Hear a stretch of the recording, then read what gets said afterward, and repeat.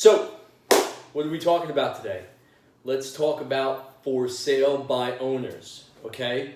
These are the savvy individuals who look to sell their home on their own to save a commission, okay?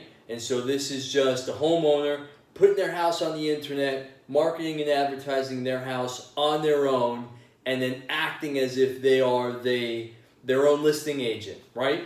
And so a lot of times what they're looking for is to cut out realtors. So they're looking to sell their house on their own to a buyer who's either hopefully not represented by a realtor or is, and then they pay half the commission that you normally do.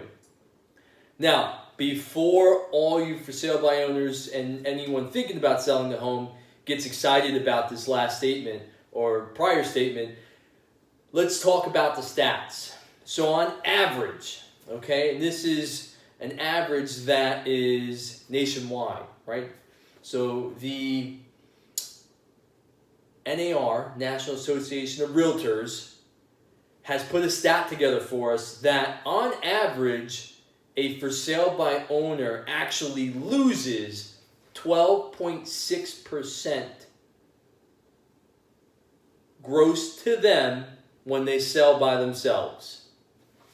So right then and there, it's a bold statement, right? Or a bold stat, rather. Not even a statement because it's stat, fact. So if a for sale by owner on average is losing 12.6% gross to them, then the 6% commission that's being charged on the sales price pays for itself, and they still net double that. Just north of double that, right? Okay, so that's one, right? Because that's normally the biggest reason why for sale by owners choose to sell their home on their own, is they're looking to save money. Well, that debunked, okay? And so that's the first stat.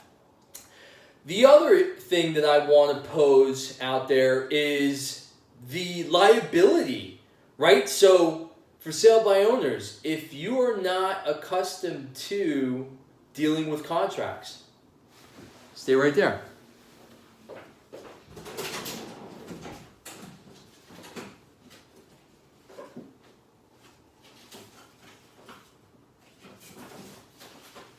So you better get used to contracts, right? Paperwork, okay? So you better get used to dealing with contracts. Now, if you're a for sale by owner, you've got contracts that you're trying to put together yourself on probably one of, if not the largest asset you're looking to sell off. And so you set yourself up for litigation, right? If you're not well versed. Okay, so you hire an attorney to take care of the contract. But who is initially signing that contract, right? So when you sign off on that deal, most likely your attorney isn't there. And so now you sign off on a deal that you don't know if there's verbiage in a contract. If you yourself just took a boilerplate contract off the internet, you're really just setting yourself up for some big issues. And so that could cost you even more than our 6% commission, okay? We're talking now negotiations, right? How well are you at negotiating? Have you gone to schooling for psychology? Okay, and so now we're talking kind of higher level service, right? And so you're hiring an agent, one of which a realtor who is good at their craft, okay? And so is always learning. And so part of that is negotiations. Have you really, one, studied, know the market well, right, to combat comps and to negotiate? Do you know different personality traits to negotiate with and how to, right? Because it's all about being able to navigate different personality traits so that you don't blow up a deal, right? So you may have this buyer who's really interested in your house, but because buying a home, specifically residential, is primarily emotional first, well, you may lose that buyer because you ticked them off, okay? And so you've got negotiations you've got to know, contracts you've got to know, the marketplace, right, that you're selling your house in. And now, do you have this network of handymen, contractors, if you're on waterfront, marine contractors? Do you have title companies? Do you have mortgage brokers to pre-approve this buyer that's coming to you? Because I hear it so often from for sale by owners, I'm under contract. Do you have something in writing? No, but they gave me a verbal offer. I call in 30 days, the buyer disappeared. Well, you never had anything in writing. And so now you have told the marketplace that you've got a buyer that's locked up in contract, nothing in writing, so not under contract, and you potentially lose out on a buyer that a realtor may have for you, or another buyer calling you on your property you may lose out on because now you've taken a handshake deal that never came to fruition.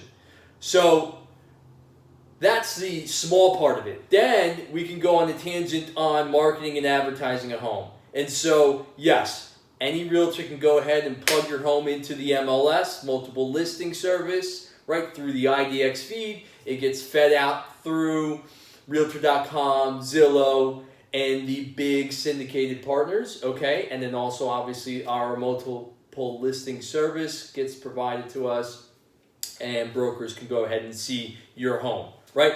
So if you go on and you pay for your own service, okay, so then you can get access to the MLS. But are you really marketing and advertising your home? Question posed there. Yes, on Zillow and the MLS, but there's other ways. So you're doing it organically, but what about paid? Do you know the mediums and channels to pay for? Do you know how much to pay? Do you know what the market price is for certain mediums? Where your best bang for your buck is? Do you know where the buyers are coming from in the area that your house is being sold in, right? So these are things that ultimately come down to your bottom dollar. And so we can go on a long-winded tangent here, but the biggest stat here is for sale by owners, more times than none, lose out on 12.6% gross to them on average. And so, I mean, I can tell you everything else, but at the end of the day, what ultimately you're looking for is money in your pocket. And if that's the case, then you need to hire yourself a realtor. And I'll see you on the next one.